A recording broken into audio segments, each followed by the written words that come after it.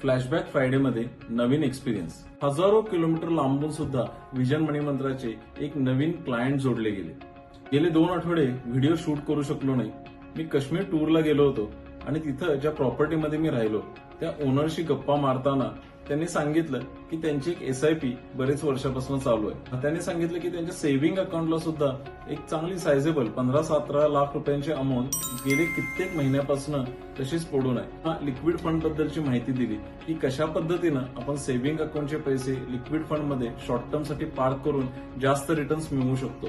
हा एक खूपच युनिक एक्सपिरियन्स होता माझ्यासाठी, कारण एवढ्या लांब जाऊन अगदी अनोळखी व्यक्तींना सुद्धा आपण त्यांची वेल्थ कशी वाढवू शकतो याबद्दल जे काही गायडन्स आपण दिला आणि त्याच्यातून त्यांच्यासाठी जी काही व्हॅल्यू ऍडिशन झाली आणि त्यामुळं आपण सोसायटीमध्ये हा एक इम्पॅक्ट आणू शकतो की फायनान्शियल लिटरेट करणं आणि वेल्थ क्रिएशनसाठी मदत